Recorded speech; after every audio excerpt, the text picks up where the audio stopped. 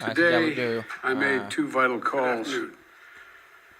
As I've been making for some, I made two vital calls months now. As I've been making two vital calls.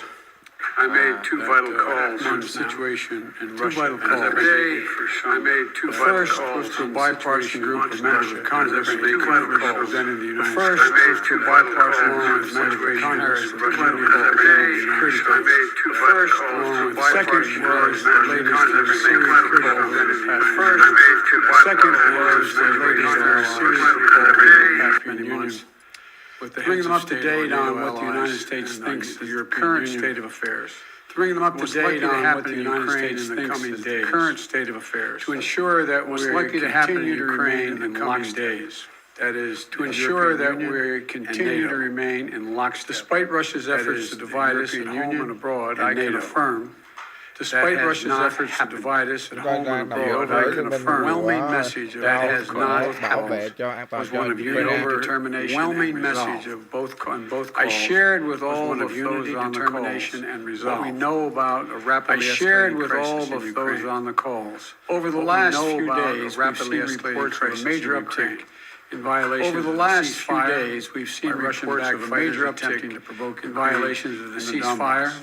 By Russian-backed fighters attempting to shelling of a Ukrainian kindergarten yesterday, which Russia has falsely asserted was carried out by Ukraine yesterday, which Russia also falsely asserted was carried out by disinformation being pushed out. We also continue to see more and more disinformation being pushed out, claiming that Ukraine is planning to launch a massive attack, claiming that Ukraine is planning to launch. There's simply no evidence of these assertions, and it defies basic logic. There is simply no evidence of these assertions, and it defies basic logic. Well over 150,000 Ukrainians arrayed on his borders. This moment, with well over 150,000 troops arrayed on his borders, to escalate a year-long conflict.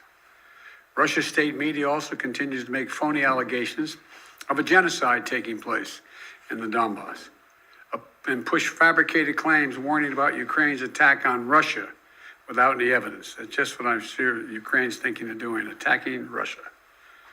All of these are consistent with the playbook the Russians have used before to set up a false justification to act against Ukraine. This is also in line with the pretext scenarios that the United States and our allies and partners have been warning about for weeks. Throughout these tense moments, the Ukrainian forces have shown great judgment and, I might add, restraint. They refused to allow the Russians to bait them into war. But the fact remains, Russian troops currently have Ukraine surrounded from Belarus along the Russian border and with Ukraine to the Black Sea in the south and all of its border. Look, we have reason to believe the Russian forces are planning to and intend to attack Ukraine in the coming week, the coming days. We believe that they will target Ukraine's capital, Kyiv, a city of 2.8 million innocent people. We're calling out Russia's plans loudly and repeatedly, not because we want a conflict, but because we're doing everything in our power to remove any reason that Russia may give to justify invading Ukraine and prevent them from moving. Make no mistake, if Russia pursues its plans, it will be responsible for a catastrophic and needless war of choice.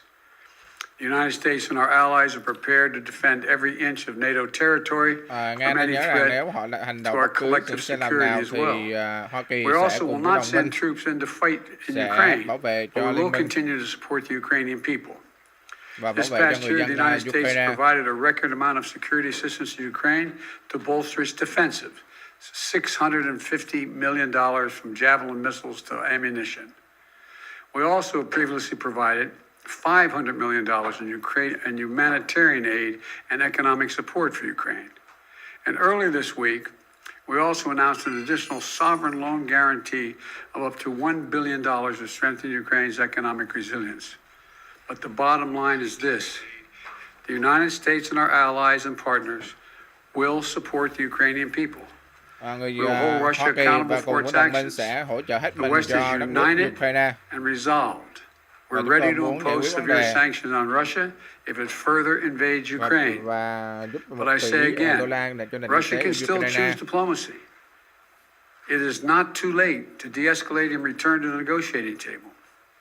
Last night, Russia agreed that Secretary of State Blinken and Foreign Minister Lavrov should meet on February 24th. Hôm qua thì February 24th in Nga đã Europe. trục xuất phó But đại if Russia sứ takes của military Hoa Kỳ action tại before that tại day, Nga và it will be clear that they chuẩn bị have cho slammed cuộc the tấn công xâm door lược shut on Ukraine có diplomacy. khả năng. They will have chosen war, and they will pay a steep price for doing so, not only from the sanctions that we and our allies will impose on Russia, but the moral outrage the rest of the world will visit upon them. You know, there are many issues that divide our nation and our world, but standing up to Russian aggression is not one of them. The American people are united. Europe is united. The transatlantic community is united. Our political parties in this country are united. The entire free world is united. Russia has a choice between war and all the suffering it will bring, or diplomacy Nga that will make a future có safer lựa for chọn everyone. họ có thể Now I'm happy to take a few questions. Nancy from đàm phán. Bloomberg.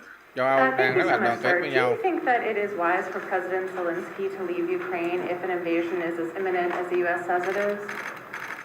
That's a judgment for him to make Ông có and a ý kiến gì về determination việc as to Nga whether trục or xuất not. nhà ngoại giao Mỹ? I've spoken with Zelensky a dozen times, maybe more, I don't know.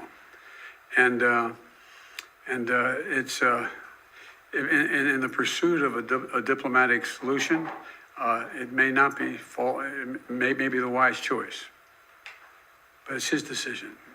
And do you have any indication about whether President Putin has made a decision on whether to invade? Do you feel confident that he hasn't made that decision already?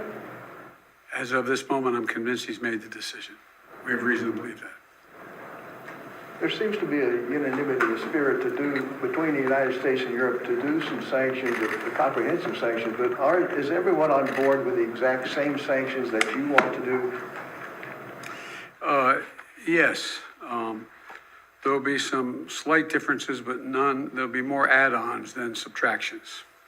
And President Putin is going to oversee some nuclear drills this weekend. How do you see that happening? What's your reaction to that, sir? Thank you.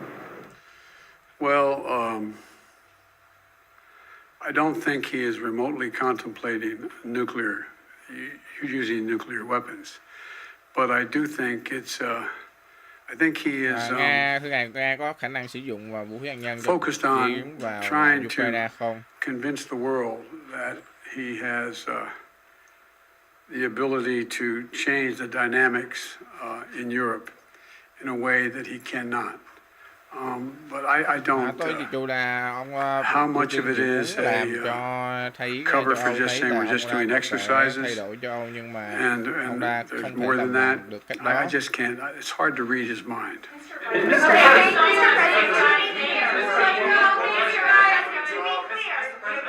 I'll take from it. You are convinced that President Putin is going to invade Ukraine. Is that what you just said a few moments Yes, ago? I did. Yes. Is diplomacy off the table Phút then? qua ông có thể Until đang he nói chuyện does, nói chuyện với ông always a tổng thống possibility. về vấn đề đừng What tấn công reason do you have đúng to không? believe he's Vâng, đúng thế. considering that option at all? We have a significant intelligence capability. Thank you very Thank much. you, guys. Thank you.